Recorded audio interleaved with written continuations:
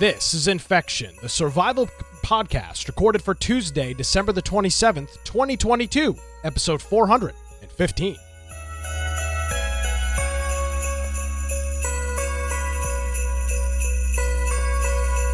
Well, hello, ladies and gentlemen, boys and girls, and Merry Christmas. Welcome into another episode of Infection. Infection is your weekly source for the latest in and around the video game industry, and as if you've been listening for the past couple of months now, with a little bit of common sense political twist thrown in there as well. My name is Nick Craig. You can follow me on Twitter at Nicholas M. Craig. You can also check out my website, nickcraig.com, where you can find my day job, which is the host of the Wilmington's Morning News radio show, also available as a podcast on any of your favorite podcast apps. And then, of course, our website, infectionpodcast.com. It's a great pleasure to say Merry Christmas to the hostess with the mostest, Brian, with an eye, with a Santa Claus that is kitted out to the nines with some sort of high-powered rifle and bulletproof vest, Aldrich. Brian, what? This is not Christmas cheer behind you. What's going on? Tough times in the economy, you know, you've got to protect all the gear, make sure it makes it to the intended parties. So we'd amp it up a little bit this year. If you want to find me, of course, you can find me at Brian Aldridge on Gab, Parler, Getter, Truth Social, and a lot of those ones, or at Boise Computer on Twitter, and of course my blog biteoftech.com. But as Nick said, if you go to infectionpodcast.com, the way that you can get a hold of us is just go to our Discord server on the upper right-hand side. In there, we've got, well, first of all, you can contact us directly pretty easily through that, but there's a news channel that if there's a link or a show or something that would be good for the show that you think we need to be covering, throw it in there and we'll review it before the live show, and that way you can get your input into this. Perhaps there's some piece of news that's coming up that you don't think we'll get to before the live show, or notice that it's happening, or a game maybe that you've been watching that you think is relevant to what we're talking about. But that's the perfect way to get something into the show, and just throw a link in and we review that each time. If you want to play some Ark, we got 11 Ark servers going. Hopefully people have had some time off for the holidays and they can sit there and play some Ark over the weekend. And I don't know, is there the server's not listing there? We'll have to get that updated. Does. I don't know why it's not doing it. Yeah, we'll take a look at it.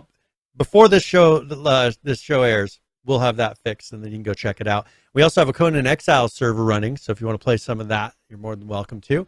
If you want to watch the live show, now this one, of course, isn't live. You're watching it after the fact, but usually you can get us on Twitch and YouTube. And then if you want to get the show afterwards, you can listen to it through the lower right-hand side. There's a lot of platforms, devices, different ways to listen to our podcast, and those are all. It's a much more efficient way but you will not get video with that. If you are going to be listening, the great thing you can do is jump to the show notes for that particular episode and follow along. We got a video player, we got an audio player, and then we got links for everything that we discussed during the show. So if there's a video that you weren't able to see because you're listening, jump into our show notes and we'll have a link to that video right there. So it makes it easy for those that want to have that low bandwidth option, but also want to be able to see what we're discussing. And if you want to support us, it's support up top or infectionpodcast.com/support. Yes, sir. Hopefully everybody had a nice Christmas day as we approach the new year. And Brian kind of foreshadowed a little bit our early on conversation with his Santa dealing with hard times. And we thought we'd take a look at a couple of different things today. The show's going to be split into two pieces. The first half, we're going to talk about the economy, and no, not the economy as a whole, but the gaming economy and some of the impacts and ramifications that general economic, either good times or bad times, tend to have on the video game industry. And then we'll take a look at this. It's been going on for a while, but it's now making its way more into the mainstream. You're seeing it on like news channels and stuff like this, AI and chat bots, and how some of that stuff is now being used and kind of propelled into the gaming industry from a development standpoint, programming, from an art standpoint. There's a lot of different elements of that. So that's what will be coming up in the second half of the show. So a couple of interesting things here to look at, Brian, and I was pretty surprised when I was reviewing some of this data to see just how much the video game industry in the United States, mind you, has adjusted just over the last couple of years. Now, video games are not new, but since 2015, the market size of video games has more than doubled in the US. It was $36.47 billion in 2015. It's now expected to be $90.13 billion in 2022. That is a significant amount of growth in a time in which, I don't think video games have dramatically changed that much since 2015. Yes, there's newer technologies, but it's not like video games weren't incredibly popular back in 2015. Well, can you pull up that graph one more time? Because I want to point something out that I don't think people catch. Look at 2012 through 2015. If you think of what the economy was through that time, we were actually having a pretty slow economy from what I remember during those years. And you can see, I think personally, that's what really affected such slow growth. Then from 2016 through right up to 2020, we actually had some really good growth on the economy. Of course, I don't know what happened in 2019 itself, but in 2020, there was COVID, and I think that of having people home, there was certain types of booms in the economy. But look at how slow 2012 through 2015, which is during that time when we were starting the podcast, and we had talked about, I remember how the economy was making it where people are doing these Kickstarter games, big industry games weren't putting out the giant games anymore. But then you look when the economy started to boom in 2016, look at the big jump. And I don't think that was all just Trump, right? I mean, as far as it wasn't because Trump got elected that all of a sudden, but the economy that he brought with him, look at how much they jumped just from the 4 years before that to when we had a confident economy. Yeah. And you definitely noticed that big boom between 2019 and 2020, and that obviously is associated with COVID and lockdowns and just honestly people not having anything else to do. being at home a lot. Free money. I mean, you had thousands well, not of going dollars. out and spending it at restaurants. Not going out on the weekends to the bars. I mean, you look at how much that your younger base of people were not spending out places they would normally spend. They were spending it at home, and what would you naturally tend to is video games. And so I think that was kind of an artificial lift in the market during those years. Unity put out a great chart, or a great report, I should say. It's their 2022 gaming report, which we'll have a link to the PDF on our show notes. Would recommend you check it out. But I wanted to look at it and dissect a couple of different parts of it. And this first one here is the gaming industry's growth. Now, the track on this is January 2019 to the end of the year 2021. So this doesn't include any data from this year, from 2022, which is fine. You would expect it to continue. What I find so interesting, Brian, and the color key here is awful, but from looking at it, hyper casual is that's what this one red outlier is. You've seen that grow upwards of 145% since January of 2019. Now, some of your other games, they've got a hyper casual, mid-core, and hardcore. Casual, mid-core, and hardcore have all kind of trended the same. Right about the same way. Yeah. And that takes us to about a 52 to a 55% growth. But hyper casual is what has really exploded. And if I had to guess, that would be because of these free-to-play games like Fortnite and Rocket League and some of those things that are leading this charge in this very, very hyper casual sphere. Now, obviously, we know that any of these games, they have tournaments and leagues and all that stuff, but the general player is playing it hyper casually. Right, your regular person is just a regular Fortnite player. They're not competing in a world tournament. Let me tell you what I think of hyper casual, though. I think of it as games that are incredibly simple. And here, let me give you my guess of why I'm thinking that this is leading. What are you able to play while you're in a Teams meeting, or while you're in a WebEx meeting, or while you're in a business meeting? Is more of these hyper casual games where, or maybe mobile games that don't require a lot of focus, right? I'm thinking that's what I think of as hyper casual. Is it like Flappy Bird, for example? Like that's what I think of as hyper casual. And I don't, they don't really give you a good idea of what that means. Maybe Fall Guys. Remember that game, Fall Guys? Yeah, I would maybe consider that that's hyper-casual. maybe I consider that like a hyper casual, because all you're really doing is bumbling around. It's not real competition, right? You're just kind of the first one who bumbles around. As I said, they don't really show it on here, but as you said, the mid-core and the hardcore didn't make any real growth. I mean, before it looks like mid-core was kind of on top, or was kind of above those others a little bit in July 2019. And what is that? Hardcore is a little bit more, so you have a little bit more people playing hardcore. But yeah, the hyper casual just is out there. Well, and one of the things to note about hyper casual, no matter what depending on how you define it, but I think my general belief would be, Brian, hyper casual probably means free, which probably means microtransactions. Little investment, yeah. But that also is huge amounts of growth in terms of sales. And I think when you look at these booming numbers and you look at $36.5 billion worth of market cap and then $90 billion in the scope of just a couple of years, I think that hyper casual scene has to play into that, because your barrier to entry is literally nothing. These games are free to play, many of them, most of them. Yeah. And then you're investing hundreds of dollars via microtransactions. A lot of these are mobile games. You've got games with season passes like Fortnite and Rocket League. So you're seeing that from my vantage point, and again, they don't define hyper casual, and looking through the documents, they've got a whole bunch of things broken out.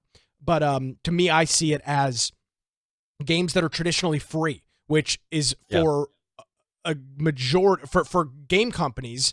That is right now one of the most lucrative games to build, is a free-to-play game with a good microtransaction or a season pass or a league pass system, because that's where you're making all the money.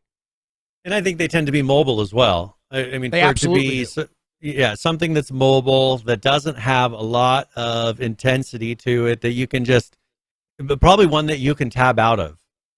Most likely, I would think probably not real time, but it's something that while you can just open it up, play for a bit, close it. Open it up, play for a bit, and close it. Here is hyper casual, and they're showing that in-app purchases have grown to 162% in hyper casual games. So absolutely, that is what's going on here. And you're seeing other things too, adventures and sports games and puzzle games. Your Candy Crush, those things, that's under that puzzle category. But this hyper casual is where the scene is really booming right now. You can even see like arcade is actually negative. People aren't spending as much on some of those arcadey style games for DLCs and things like that. So that's very interesting to note. A couple of other things in this, casual games continue to lead the way as well. This is something that I've talked about for years, and I very much, even though I do a video game podcast, could consider myself the casualist of gamers. And they're saying here that casual games take 40% of every single audience, no matter the size of the audience and where it is. It's it's casual games that are taking the largest chunk of that audience, which is good. And you're also seeing multi-platform rising as well. You can see the growth in some of these different areas. The Xbox and the PlayStation, that stuff's been pretty standard, but you're starting to see some of this growth in mobile, and the Nintendo Switch has seen an incredible amount of growth in this chart as well. And a lot more games, Fortnite, Rocket League, a lot of these games are available on a dozen platforms, if not more now. So that barrier is gone. Yeah. And I saw an article that was posted somewhere in the last couple of weeks talking about how you're kind of getting away from being tied to one platform. Something we've been saying for a while now.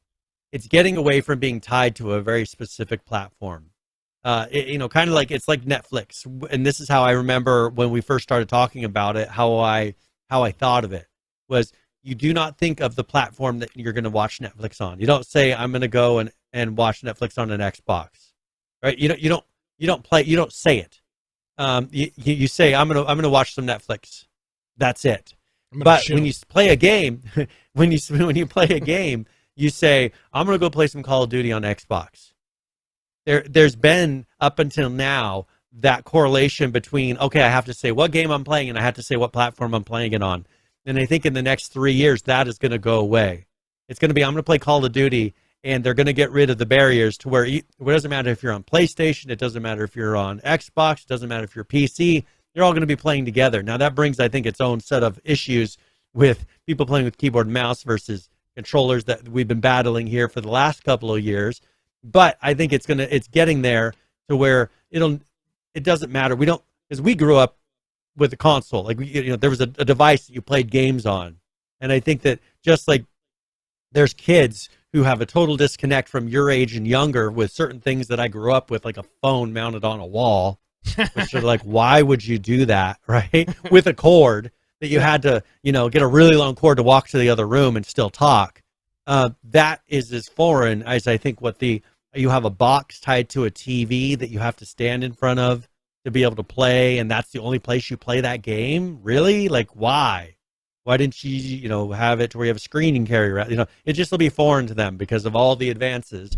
And I think we're almost there. I think as we go to mobile, it no longer will be because the mobile games are simple, because you can play Call of Duty on mobile. You can play, and it's not quite the experience, but you can, through streaming, play all the same games as a console on a mobile device. And I think we're just getting past that barrier. It's nice, but I think it's going to change a lot.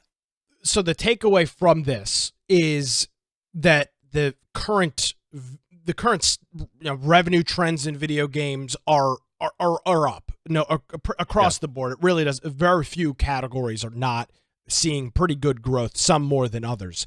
So that's all fine and dandy. Now the question turns into, as it seems, hopefully I'm wrong, hopefully you're wrong as well, Brian, but as we approach what seemingly looks like it could be a pretty serious recession over the next 2 to 3 years, the question is, can this industry withstand it? It's important to note that you look at the 2008, which was a serious economic decline, and the video game industry was actually hot. It was described by many economists at the indie time market, as, especially, right? Say it again.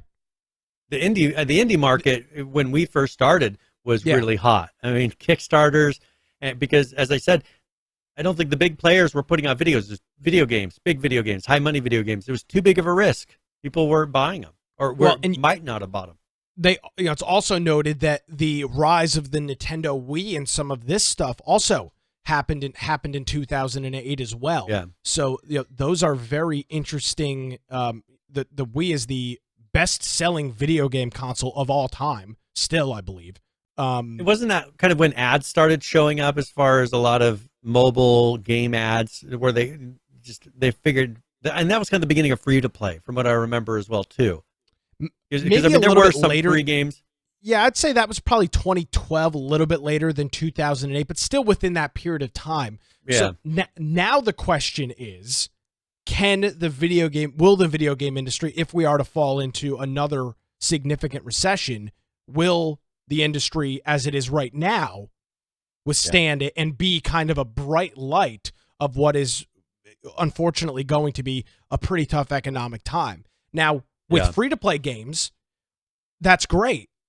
The problem is, if you are a company that builds free-to-play games and your revenue source is $15 a month season passes, and people are losing their jobs left and right, and the economy is crumbling to pieces, yes, you might still have great player numbers, right? You might still have tens of thousands of people playing at a time, but they're probably going to be canceling their subscriptions.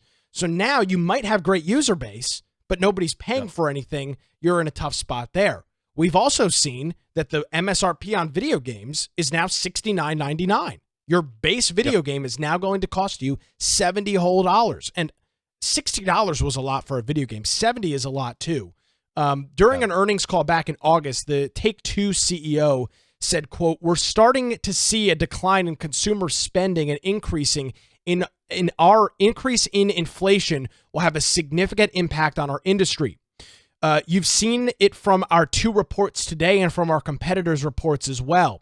Take-Two's game properties, including Rockstar and 2K Studios, makers of the hits like Grand Theft Auto and Red Dead Redemption 2, have seen a switch." And they also say, game titans like Microsoft and Nintendo all reported declining revenues in their third quarter reports, which were out in the late summer. So actually, that would have been Q2 reports, the reporting Q2 in the summer. So that is what they all reported in that. So it's like you're already seeing a little bit of the potentially what could be coming with this. So that's interesting to note.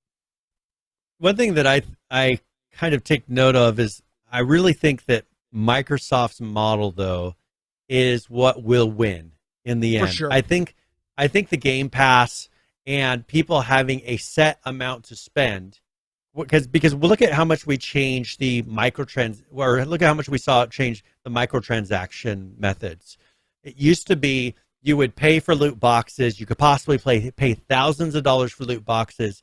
And what did they do to answer that when they realized people were getting tired of pitching out so much money and it being a kind of a gambling thing? They came out with these season passes and these things that you could put out a specific amount of money every month to 3 months, and that the person playing the game still felt like they were getting a bargain out of it at that point after having gone through the loot box craze. But I feel like the Game Pass is the same kind of thinking. What can I put out for a certain limited amount of money to where I feel like I can budget that in, and I don't feel like I'm going to be pressured to do splurge buying and then not be able to pay for my dinner, for the next couple of days. What can I do that's safe that will let me play the games that I want to play, and I don't have to worry about it, right? If I need to save some money up to pay my rent or whatever it is for the month, that I still have that. And I think that the Game Pass is what it's going to be, because people are going to cut back first those $70 games when they can't afford to go out and buy dinner. $15 a month burns a lot less than a $70 one-time payment, even though in the long term, that may be a dud of a game, right? Yeah, even though in the long term it costs a lot more in the long term, but in terms of month by month, which is how most people live their lives, right? You get paid a couple times a month, so that's how you budget your money out. That is a lot. That is much more reasonable to build into a budget than $70 here and $85 or $90 there. But as we talked about before, leading this trend is mobile gaming and this hyper casual, which a lot of that is taking place on mobile. I've got an article over here at the Financial Times that the mobile game market, Brian, is expected to have its first decline literally since it started, going back to really 2008. And taking a look at this chart here, now this is a forecast, so take that for what it's worth. But you can see very clearly here 2020, 2021, and then a pretty steep decline in 2022. And just by eyeballing it, it doesn't look like until about 24 are levels going to be back to where they were in 2021. So that, again, very much signaling that some of this spending has braked a little bit. Inflation has been running at record highs month over month for a year and a half now. So if people are already feeling the pinch, let's not act like there's not significant financial issues right now. And you're starting to see this because, again, the first thing that goes are those leisure purchases. And do you really need to spend $10 on this mobile game when you're dealing with things at the grocery store costing 70% more? That is going to be something that this market is going to have to deal with, expecting a decline upwards of 4.5%. That's what some of the market revenues are estimating. Now that will be revised as we head into early 2023. But PC games grew and look to continue to grow, and then mobile and console decline are looking like they're going to decline pretty significantly, which is odd. One thing I'm looking at this, we have this Washington Post article talking a little bit about, is it recession proof? And one thing that they say is these video game companies are starting to tighten their belts. Now, that's not something that you notice instantly as the consumer in video games, but for a lot of these companies, they're starting to lay off staff. Unity laid off staff. Niantic, which does what the Pokemon Go type of games and things like that, have laid off staff. There's a lot that are starting to really slow down on certain projects and things like that because they see what is coming. They've been in the industry long enough. They realize people aren't going to be buying certain types of games. So right now we're still getting some of those games hitting the market. I think that were from before they are tightening their belts. But I think just like the time when all the type of games that our podcast started on started becoming popular, the whole types of games being produced changed due to the market.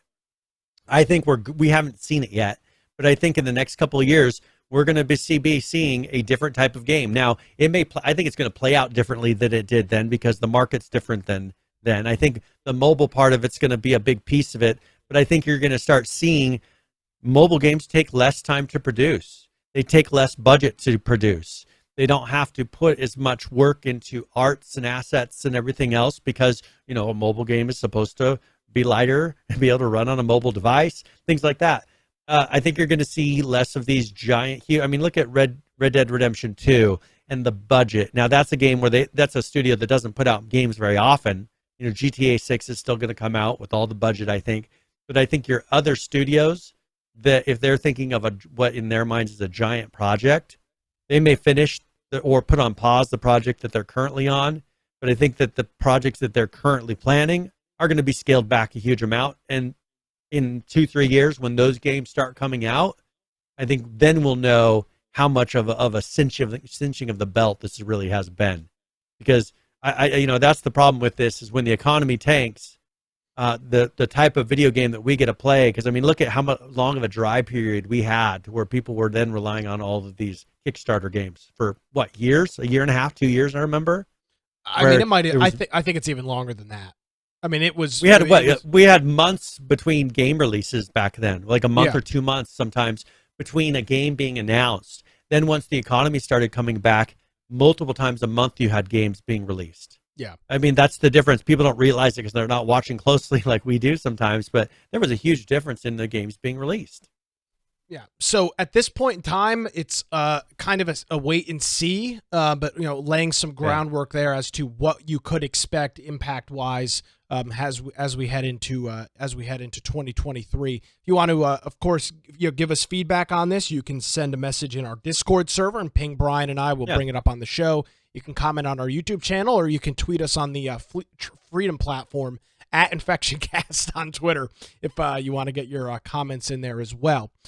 Brian, AI, the evil, this weird, mysterious acronym that is now all of a sudden in every facet of our life now. You've got AI vacuums and AI headsets and AI on your phone and AI this and that. It's looking like it could potentially have a pretty big impact on the gaming industry, yeah? Oh, yeah. Well, and I think it's a natural segue from the economy in video games, because one of the things that we've brought up was Microsoft is looking at rather than hiring QA testers, what are they looking to do instead? And we're going to actually discuss some of that today. But they're looking at doing artificial intelligence because the political side of it we've talked about before. All these people that are pushing for unions and really attacking some of these big companies, they're attacking them through the QA departments. Kind of shooting themselves in the foot because they're contract employees. What's the easiest thing to replace here in the next couple of years? It's going to be QA testers. Absolutely. You're going to have a harder time replacing coders, people that do graphics. Now, that is changing quickly because we'll be showing some examples of art is really changing quite a bit, and there's a lot of uproar at the moment about that. But I think the QA testers is going to be a huge difference. Let's talk about that here really quick. I have some examples of various platforms that are using AI that I think are fairly popular that have demos and things that you can go look at. First of all, there's this OpenAI project, which the Chat GPT and all that people are starting to hear about uses this platform. Mm-hmm. But there's some examples of AI in use. You can put, for instance, let's go to, there's a lot of product name generator. Yeah, go ahead and do product name generator. That's probably a simple one. And hit. You don't have a login for it. Oh, I do. Hold on. I do have a login. Let me get logged in. Oh yeah, go ahead and get logged in. But on here they have a lot of different tools that allow for business. Maybe you want to convert one piece of code to a different language. You just give them the original piece of code. You tell it what language it is, and you say, I want it in this other language, and it'll convert it within seconds to that new language. If you tell it that you want to have it explain really complex code, this is why I started looking into it at first, is if I have a really long, complicated set of code, it'll put it in human terms and tell me. People have been chatting, testing the chat bots of having human-like interactions with a computer, whether they can tell. It'll create spreadsheets just from words, create recipes based on a list of ingredients of what they think would taste good together, which who knows whether or not they'd be edible. They said eat at your own risk. But the things that they're starting to do that, like for instance with this, they're treating it like an AWS, which for people that don't know, per transaction type of a charge. So the more work that it takes to generate these things, the you could incur charges. But they have a lot of easy ones here that you speak to it in human terms, saying what you want, and it will give you the complex answer back. Or if you're wanting just casual things back, you can do that as well. Another one that we'll be talking about here in a minute is some things that they use for testing video game development. And there's some platforms pre-made right now that are using AI already doing it. So Microsoft has the resources that if a company's doing this, they could do their own very easily and replace their whole QA department.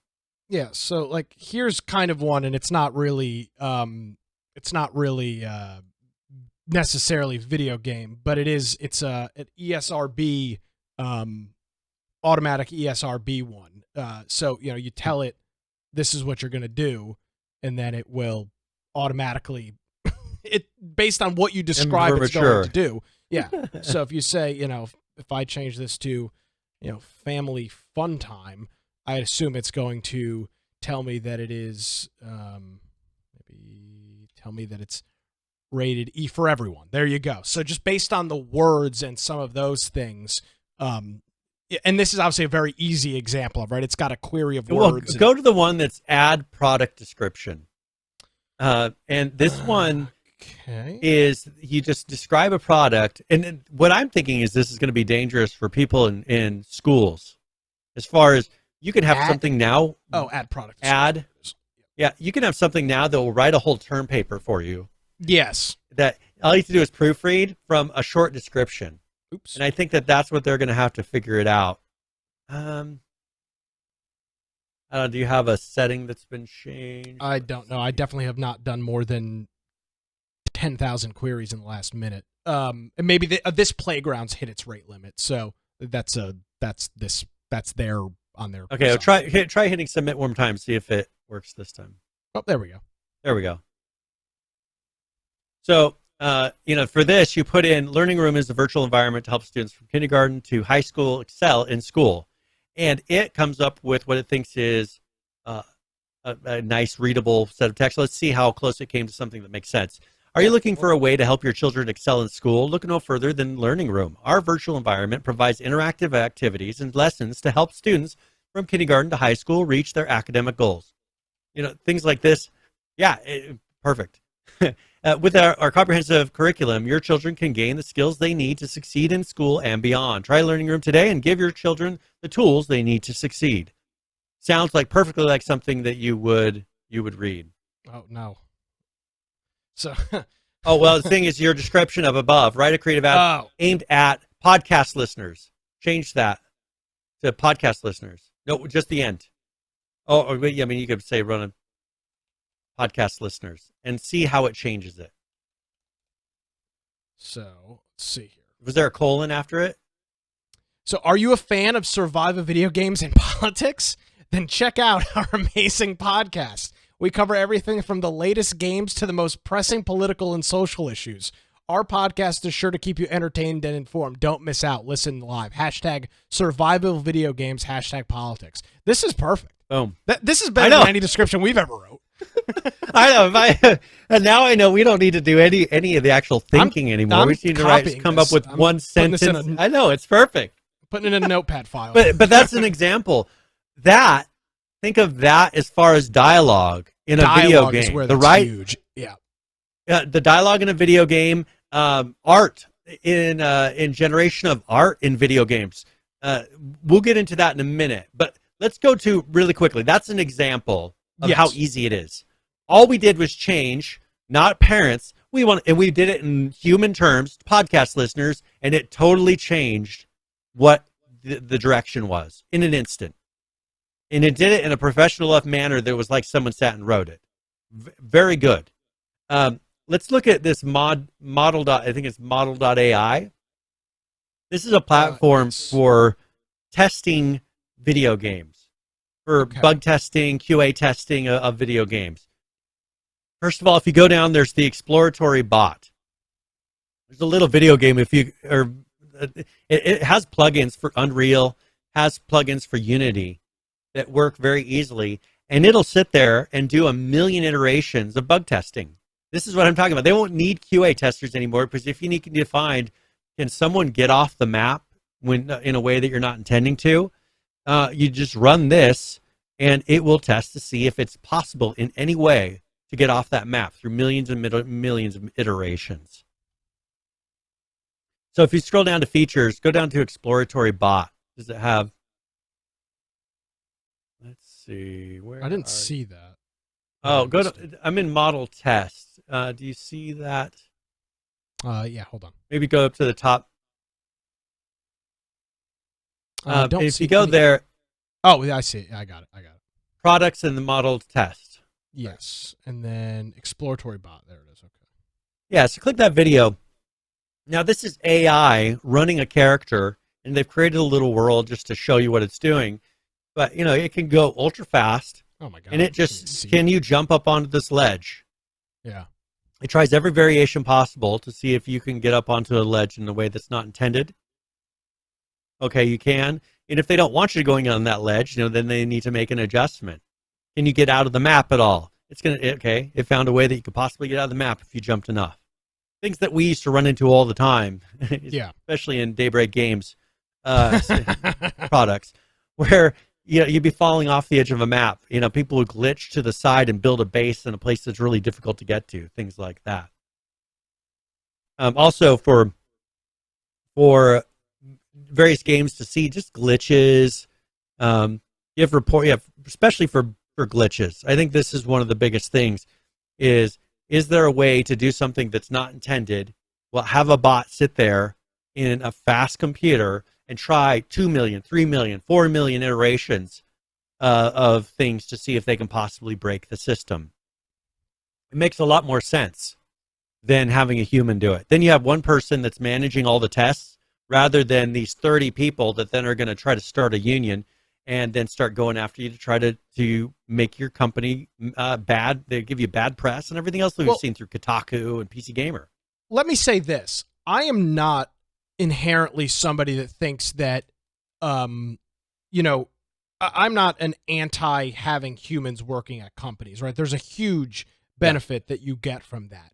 However, the similar way that we've seen at fast food chains like McDonald's has been the big one, where they have transitioned from having as many people working behind the counter, having more of them work in the kitchen, and then using their kiosks to do ordering. That has been highly successful. So what they can do, it's not that they had to fire all their staff, it's that now the food can come out quicker, because instead of having 3-4 people in the kitchen and 2 people behind the counter, now you've got 6 people in the kitchen and maybe one that comes out to the counter every once in a while if somebody still wants to order up at the window or whatever.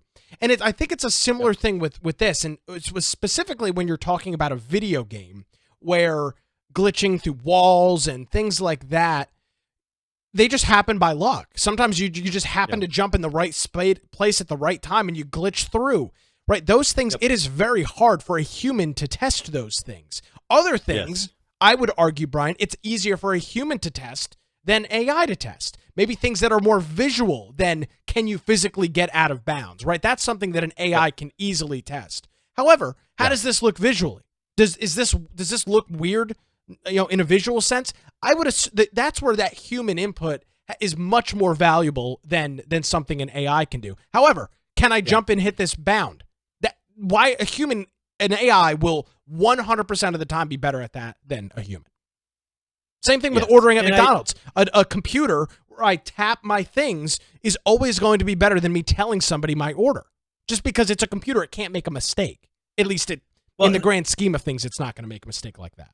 But I think it's going to get to a point here where even with video game level design, I think the first iterations will be created by AI. Now, as far as keeping things spaced, flow, I think they'll be able to feed in data to it to where the natural flow will be maintained. Let's say you have a map where two sides are coming at each other, kind of like Call of Duty does.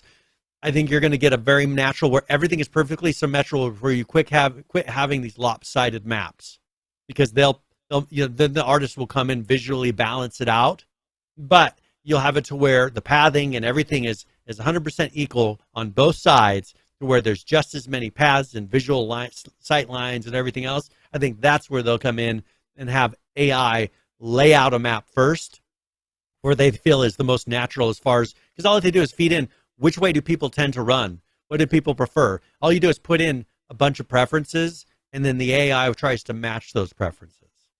And it's interesting that this sounds like this is a crazy idea, but there's a piece of software, Brian, that's been out for years called SpeedTree that kind of did this for years. You would essentially give it your map and say, put foliage here, and through an algorithm, it wasn't AI for lack of a better term, but it was in some way or form AI, and it would just populate it with trees, and then a human would go through and say, yeah, this looks pretty good. There's too many in this area. Let's this delete tree's a few. Not here. Yeah.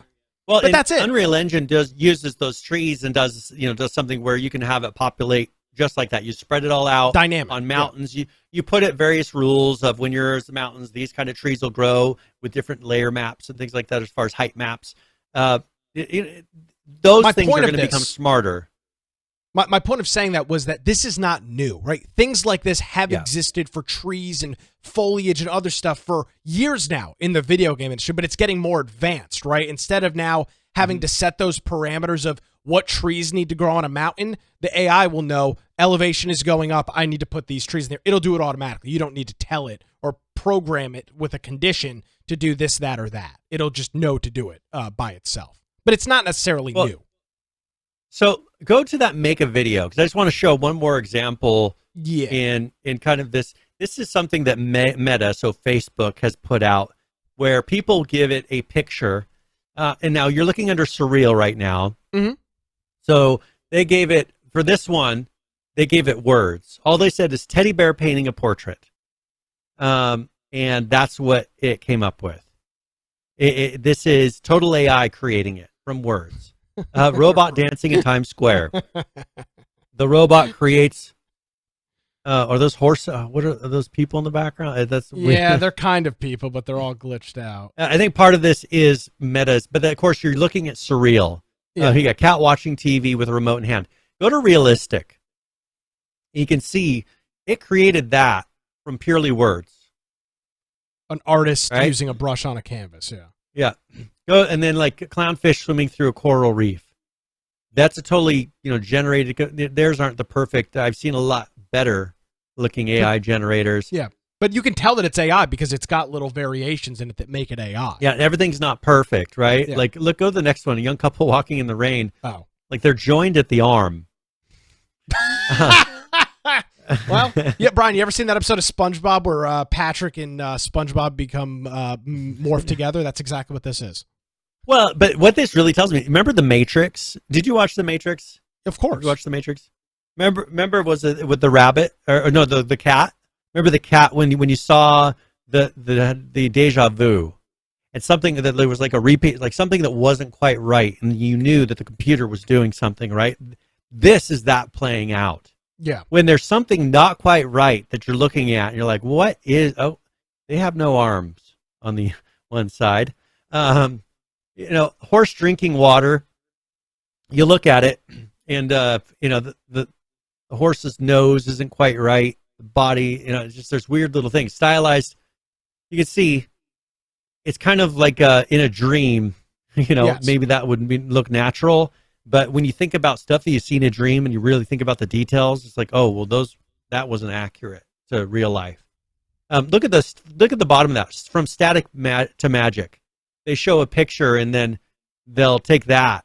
Go to the one that's the sailing ship. Did you see that one?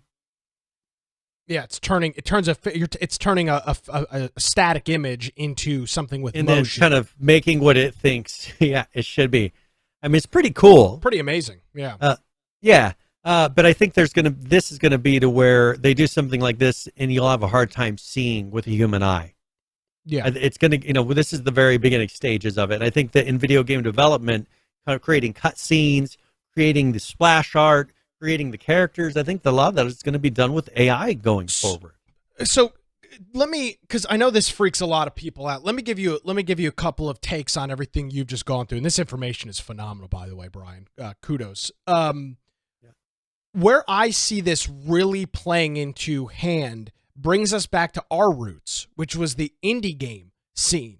Yes. Right? Rockstar doesn't need to worry about using AI for a majority. They hire people that can make 5,000 people to make Grand Theft Auto. However, if you and a couple of buddies are trying to make a video game with the power of some of these tools, you can AI have rigging. Remember we showed that a couple weeks ago? Yes. And having worked on making a video game, I can tell you, rigging is one of the most difficult parts of it. It's the thing that you have the most difficult time finding a person who knows how to do it to do. You can get people to make you art all day, but rigging it, which is making it movable, putting the bones in it so that you can animate it, almost impossible to find people that can do that, because if they can do it, they're generally already hired somewhere, right? And I think that kind of thing, taking out to where, and this is, I think, where Epic is going to step in, is there as part of Unreal, they're going to add the feature of, you give it the model, just like, did you see where they released a thing where you can scan with your phone an object and it makes it into a model? All you do is just go around, keep LiDAR sensor, yeah. And it creates a 3D object. Well, let's say you do that to have AI generate you a horse, and all you do is give it the horse, and then it creates it and makes it movable for you. Creates the animations to match video of what a horse movement looks like without actually mimicking the exact video, but AI is making it unique enough to where you don't get in trouble for copyright and things like that. It's a good way around copyright. Let me say on the copyright thing, I think there's going to, I'm very curious to see how that legal battle is going to go, because there is going to be a plethora of legal questions about copyright. Well, let's jump to that video, the art part, because that is what this battle is about. Before we do that, I want to go back to the thing of, I think where you're going to see this have the biggest impact is on indie games and small studios. Mm-hmm. Again, Activision is not going to need to use or rely on AI to build a game. They have hundreds, if not thousands, of people that can do the job. But it's the couple of guys that have a cool concept for a game that don't physically have the resources to get it done. They can implement some of this stuff and do the things that need the human intervention and input, like coming up with the concept for the game and things like that, and allow the map generation and some of those things, the rigging and all of that, to be done by a computer so that they can work on the things where the human input and interaction is truly necessary. To me, this is the renaissance period for indie games and small devs, because it now gives them the power and the tool of 1,000-person studio with maybe just 5 or 6 guys. That's pretty amazing.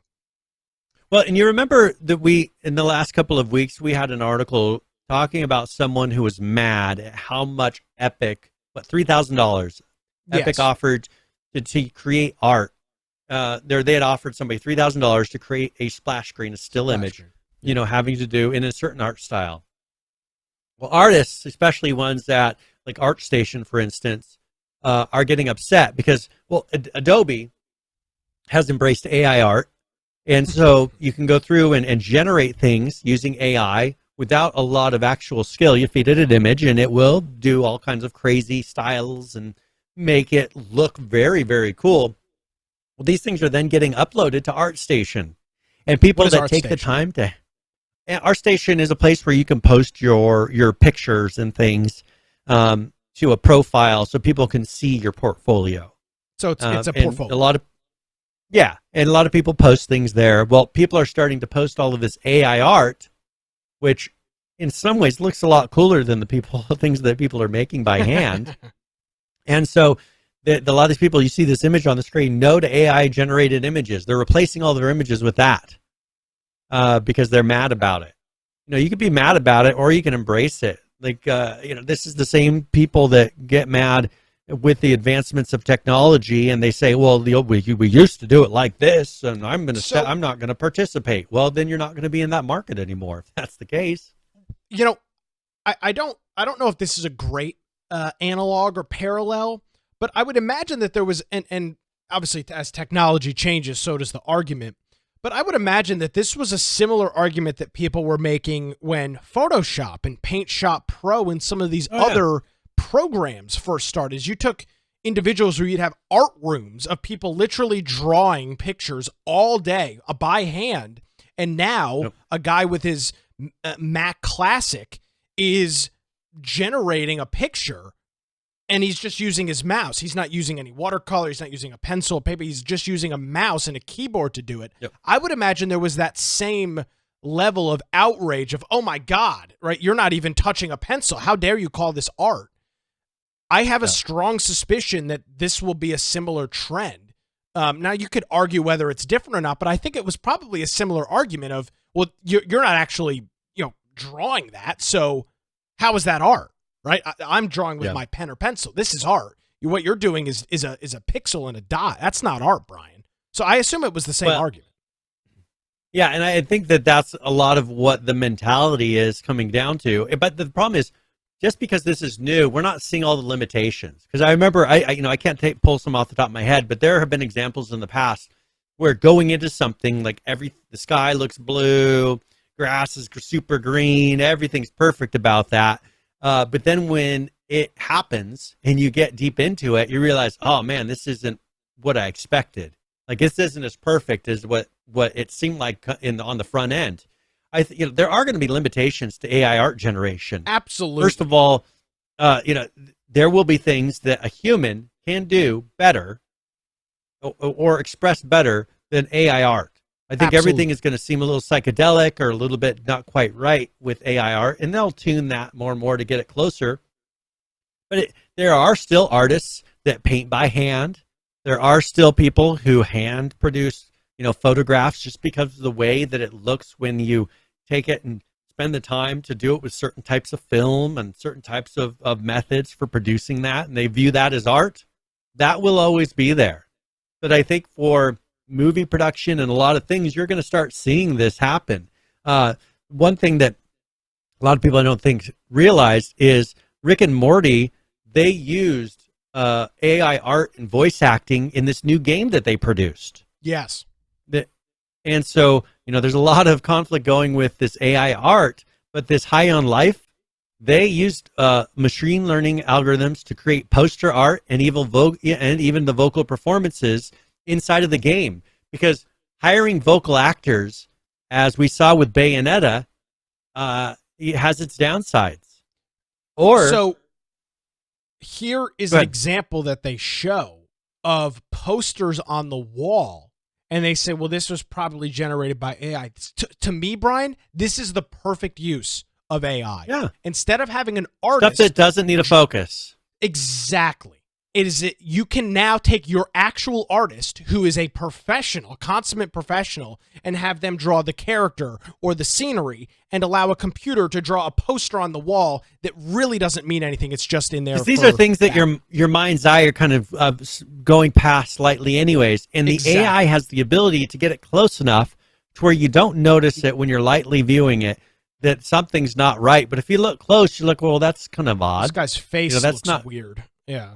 Yeah, it's not 100% right, but you know what? I think for these type of use cases, just like we would see, when in the games that we played, you go up to the pictures and you look at what they put for the pictures. It's like, well, that's kind of weird. They put that there. What is it? In Rust, it was the broccoli. It looked like a piece of broccoli blowing away. Yeah, I mean, these are weird things. That's where you use this. I think even with vocal performances, I think you'll have actors that are getting old that no longer have the ability to do certain performances, or even, cartoons. Look at The Simpsons. The Simpsons, if they want to keep making The Simpsons, they're going to have to figure out something really quick, because their actors have to be getting pretty old, because Simpsons has been popular since at least the 90s, right? Mm. The people doing these voices are no longer going to be able to do that. But what they can do is they do have thousands of hours worth of vocal performances from these people. You feed this into AI and you just give it the script, and they'll be able to reproduce the exact everything that person does from that. And I think that that's going to be the type of thing that you start to see. You could have an actor that maybe has to feed in, here's the tone and the pacing. They may need to say it once in the style that they want it to be said, and then it'll give it to you in that person's voice in that style. I think that that's the future that you're going to start seeing. Or an actor's become too old. You want to see more Terminator movies, that have the Terminator in them. Okay, well, he's getting too old to do those movies anymore. But you know what? They have enough of him and his effect to be able to create an AI actor that goes through, and they can have a person in his place, and you probably won't be able to tell the difference with voice or with the movements. You said something earlier, Brian, that I think is something that I think we all probably could do better with, but you're going to see a big battle on this over the next couple of years, is embrace some of these technologies and figure out how to work with them. Because I can guarantee you this, going on ArtStation and then just nuking your profile with a bunch of images like this is not going to be the solution to the problem going forward. Whether you like AI or not, whether you think it's right or not, whether you think it's art or not, honestly, Brian, it doesn't matter. Your opinion doesn't matter. The technology is here. It is literally free, and it is now readily available. So you can throw your hissy fit with it and try and, villainize everything and everybody, but that's only going to lead in my vantage point, only lead quicker to your demise.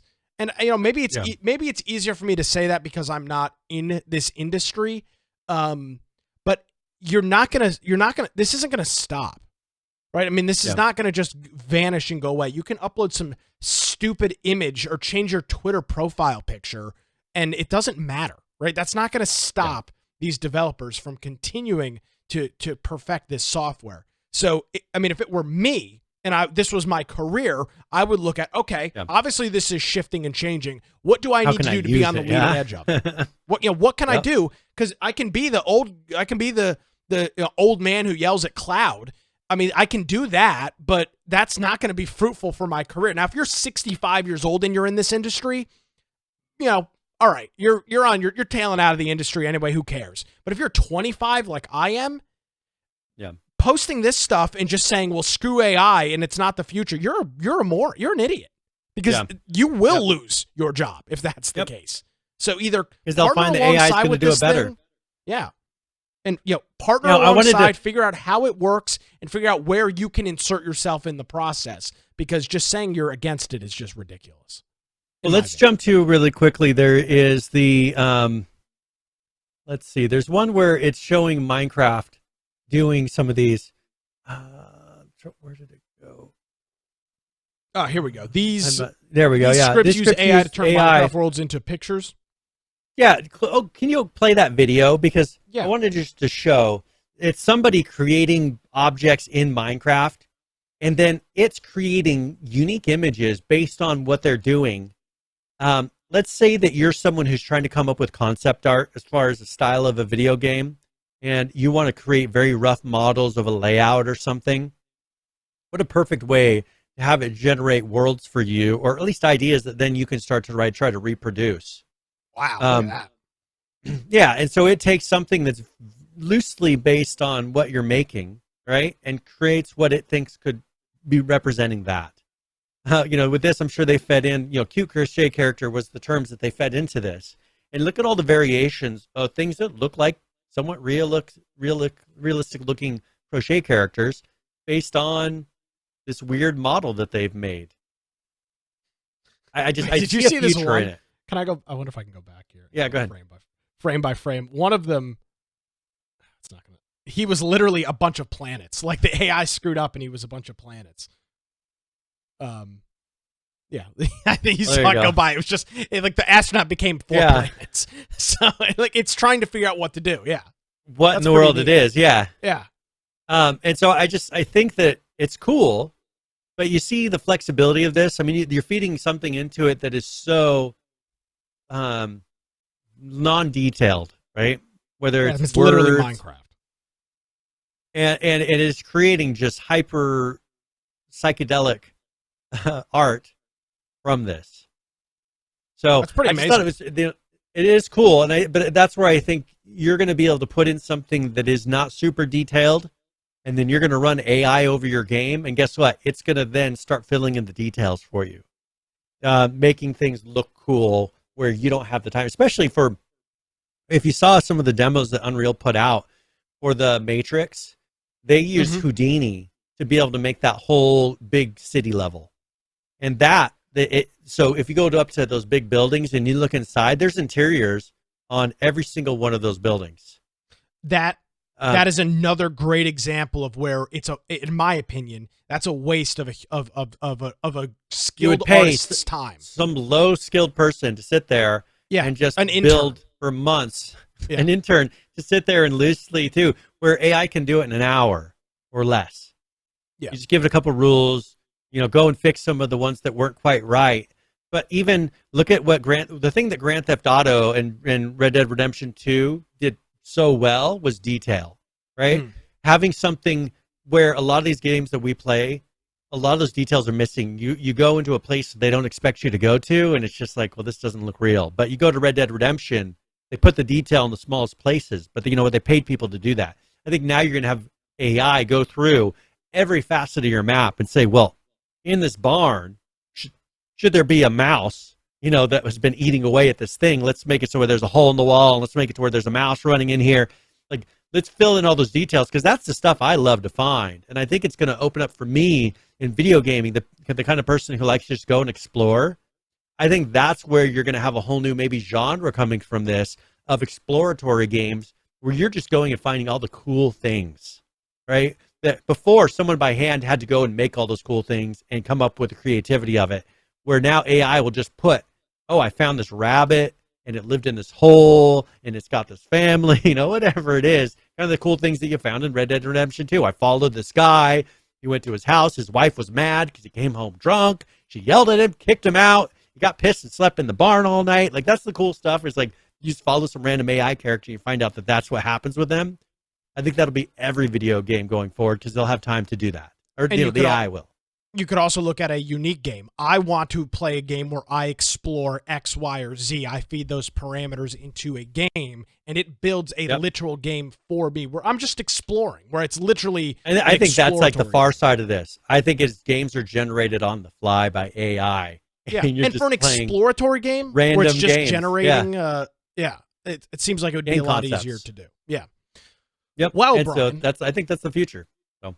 Yeah, agreed. What a fascinating conversation. I assume because this chat bot and this open AI stuff, I know it's been around for a while, but it's really it's really kind of exploded over the last couple of weeks. Really, the last couple of weeks.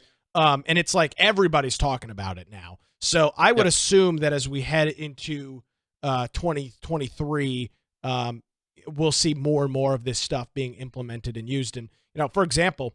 I'm going to play around with some of this cool stuff for the examples on here are really, really cool, what you can have it do. So all these links, by the way, will be in our show notes on infectionpodcast.com.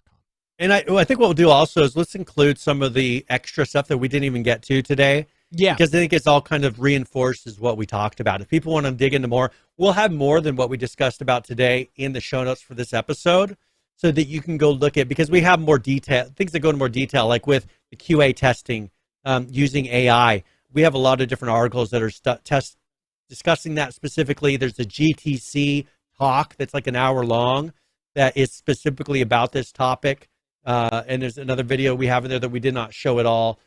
So we'll have that in there. And if you want to go and kind of explore on your own and start getting more into this topic, go through our show notes and start exploring some of the stuff towards the end of it, because there's a lot of cool things that we just don't have time to talk about in one show, especially. So, but if you do want to do that, give us some feedback. If you find this interesting, if you want us to ever go and talk about any specifics of this more in a future show, hit us up on Discord, and we'd be happy to go, because there's so many areas where this, I think, is going to be just growing and exploding to where every facet of the video game industry is going to be affected by this AI. And it's more of you picking and choosing, well, what part do I want to learn about and figure out, how it's going to impact it. Because art, sound, gameplay, QA testing, level design, every aspect, even the programming of it. They have in that one that we showed, the OpenAI, they have a one that actually creates blueprints for Unreal Engine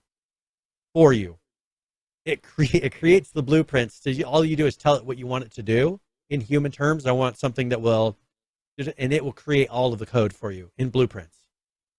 Imagine for your first iteration, you get something that technically works, right?